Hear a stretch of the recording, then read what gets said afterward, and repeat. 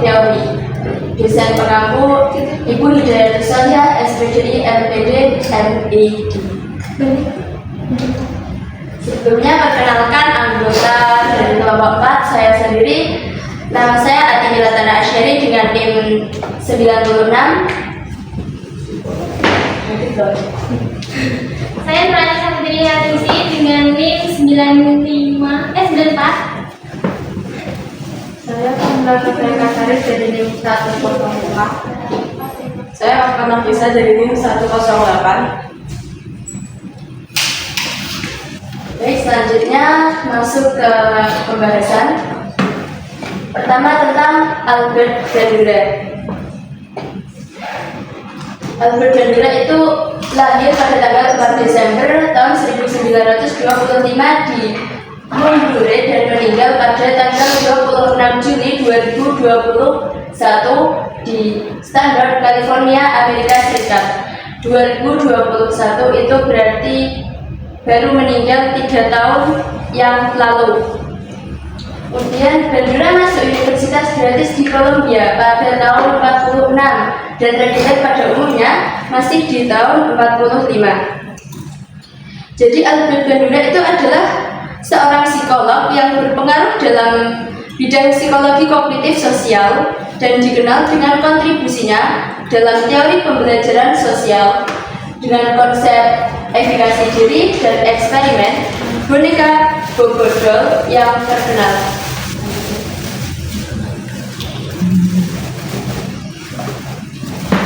Kemudian tentang social cognitive theory atau teori kognitif sosial.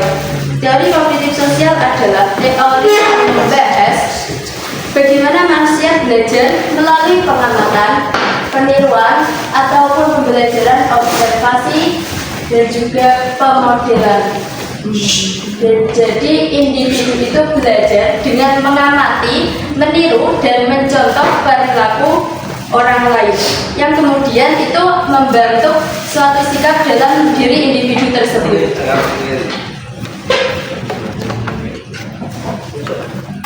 Selanjutnya The Bobo Doll Experiment. Ini adalah eksperimen Albert Bandura dengan boneka Bobo.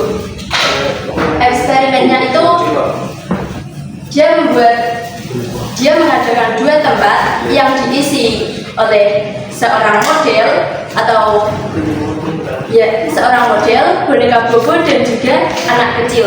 Eksperimen pertama, model itu memperlakukan boneka Bobo dengan keras, agresif, dan dengan kasar. Lalu pada hasilnya anak kecil yang melihat perilaku tersebut ketika melihat barang-barang yang lain, bukan cuma boneka Bobo, itu juga berperilaku kasar. Kemudian yang eksperimen kedua, modelnya itu tidak melakukan apapun terhadap boneka Bobo. Maka yang dilakukan anak kecil ketika setelah eksperimen tersebut, dia juga berperilaku baik, tidak seagresif eksperimen yang pertama. Bisa digantikan boneka Bobo. Ini gambar ketika model memperlakukan boneka Bobo kira-kira seperti itu, tapi tidak menemukan gambar yang lain. Jadi pada intinya itu teori ini pembelajaran dengan mencontoh perilaku orang lain, dan itu kebanyakan dilakukan oleh anak-anak, lebih banyak mencontoh daripada mendengar apa yang orang dewasa katakan.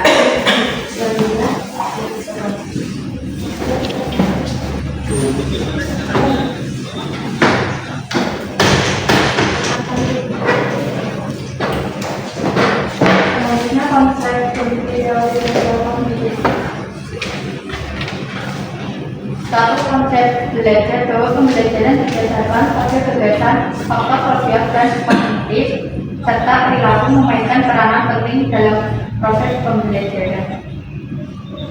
Jadi teori soal kognitif ini pembelajaran yang dipengaruhi oleh faktor sosial dan kognitif serta perilaku memegang peranan penting. Ada pula reciprocal determinism, interaksi timbal balik dalam membentuk perilaku antara faktor perilaku, lingkungan, dan pergaulan. Yang kedua ada observasional learning, pembelajaran observasional menekankan peran observasi dan pemodelan dalam pembelajaran dan perilaku. Hal ini terjadi ketika individu memperoleh perilaku, sikap, atau pengetahuan baru dengan mengamati model dan meniru tindakan mereka.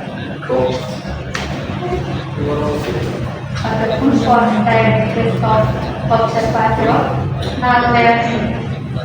Yang satu, attention secara aktif memperhatikan perilaku yang diamati individu. Perlu memusatkan perhatiannya pada model dan perilaku spesifik yang mereka temukan. Adapun yang keduanya, reflection, setelah memperhatikan perilaku yang diamati, individu perlu menyimpan informasi tersebut dalam memori untuk digunakan nanti. Retensi melibatkan pengkodean perilaku yang diamati dan menciptakan representasi mental atau skema kognitif dan perilaku tersebut. Yang ketiga, melibatkan penerjemahan informasi yang disimpan dari memori ke dalam perilaku aktual. Individu meniru atau mereplikasi perilaku yang diamati, berusaha memproduksinya seakurat mungkin. Yang keempat, motivasi ini mempengaruhi apakah individu akan memproduksi perilaku yang diamati. Motivasi mengacu pada proses internal yang mendorong individu untuk meniru dan terlibat dalam perilaku tersebut. Kemudian untuk yang ketiga, model. Model dapat berupa individu-individu lingkungan terdekat seperti orang tua, guru, atau teman sebaya, atau dapat pula berupa tokoh fiksi atau simbolik yang digambarkan dalam media. Dalam konteks di sini yang dimaksud model itu adalah orang yang memberikan contoh perilaku bagi individu untuk belajar. Kemudian efektivitas pembelajaran observasional bergantung pada beberapa faktor berkaitan dengan model, seperti jika model tersebut kompeten, menarik, dan memiliki kesamaan dengan pengamat, maka dampak dari model tersebut terhadap proses pembelajaran akan jauh lebih besar. Atau dari model diambil dari orang tua, misalkan orang tua memberikan kebiasaan kepada anak, contohnya dengan rajin membaca buku, maka si anak akan meniru perilaku orang tua tersebut. Kemudian yang keempat,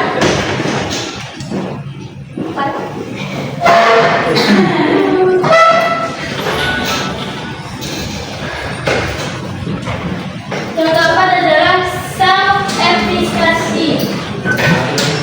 Benjura memperkenalkan konsep efikasi diri, yaitu keyakinan individu terhadap kemampuan dirinya untuk berhasil melakukan suatu perilaku.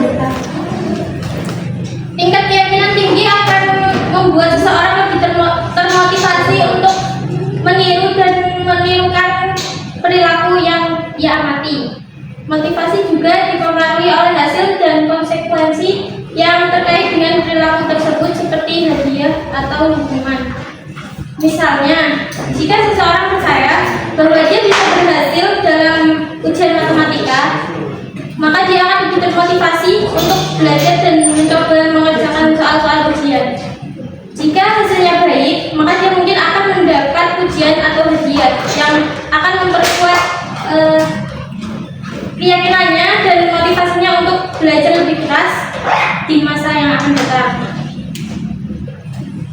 Kemudian contoh penerapan teori sosial kognitif, yaitu contohnya seperti pembelajaran bersepeda. Saat seorang anak belajar cara bersepeda, dia mungkin mengamati orang tua atau teman sebayanya yang sudah gemar bersepeda. Dia memperhatikan bagaimana mereka menyeimbangkan tubuh Kemudian anak tersebut mencoba meniru gerakan yang dilihatnya dengan bantuan umpan balik dari orang tua atau teman. Selama latihan sepeda, anak tersebut juga mungkin mengalami kegagalan atau kesulitan.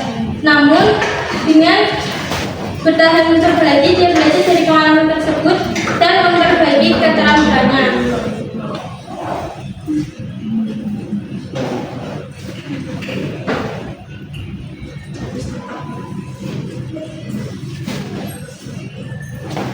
Selanjutnya ada keunggulan teori kognisi sosial. Yang pertama, mengurangi perilaku agresif pada anak. Ketika anak belajar melalui metode yang menyenangkan dan interaktif, mereka akan cenderung lebih tenang dan tidak agresif. Misalnya menggunakan permainan edukatif atau cerita-cerita yang menarik. Kemudian dapat meningkatkan motivasi. Dengan menggunakan metode pembelajaran yang menarik dan menyenangkan, anak akan lebih termotivasi untuk belajar dan mencari tahu yang lebih banyak. Biarkan siswa Anda menjadi lebih kreatif dan mandiri. Dengan memberikan kesempatan kepada anak untuk berpikir kreatif dan mandiri dalam pembelajaran, mereka akan lebih aktif dan terlibat dalam proses pembelajaran. Yang keempat, membantu siswa memahami materi pembelajaran dengan lebih mudah. Dengan menggunakan metode pembelajaran yang sesuai dengan gaya pembelajaran anak, mereka lebih mudah memahami dan mengingat materi pembelajaran.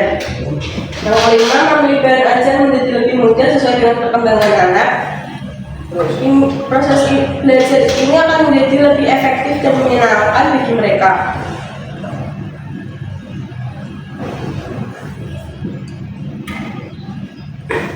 Lalu ada kelemahan teori kognisi sosial. Yang pertama, teori ini tidak komprehensif untuk semua jenjang pendidikan. Karena semakin tinggi jenjang pendidikan, lebih efektif jika belajar lebih mandiri. Tidak harus dengan melihat dan diterangkan oleh seorang guru seperti halnya pembelajaran perkuliahan. Dan sulit untuk dipraktekkan terutama pada tingkat lanjut. Karena teori ini tidak menyeluruh untuk seluruh tingkat pendidikan.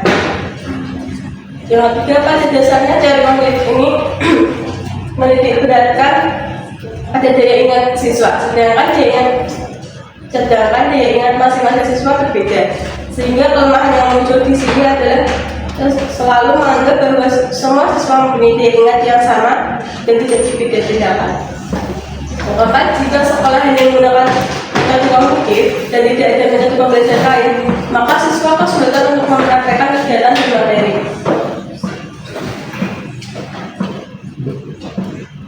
Pembelajaran sosial, metode peniruan mungkin memerlukan pengulangan untuk mengeksplorasi apa yang ditiru. Nomor 6, Alfred Bandura dalam teorinya menyatakan bahwa sosial learning theory menganggap media massa sebagai agen sosialisasi yang utama di samping keluarga, guru, di sekolah, dan masyarakat. Oleh karenanya, terdapat beberapa pendapat tentang teori Alfred Bandura bahwa teori pembelajaran tersebut merendahkan manusia seperti robot yang dikontrol secara total oleh lingkungan.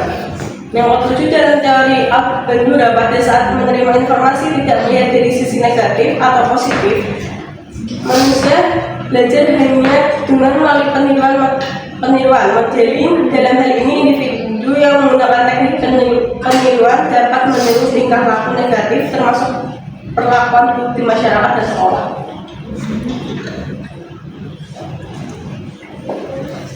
Kesimpulannya,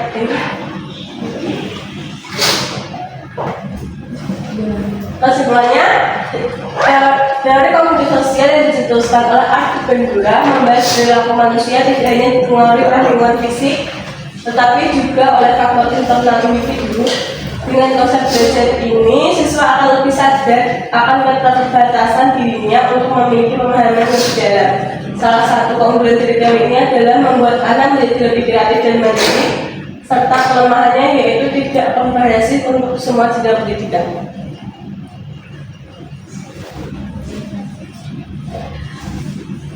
Baik, sekian presentasi dari kelompok 4. Kami memberikan kesempatan bagi teman-teman yang ingin bertanya.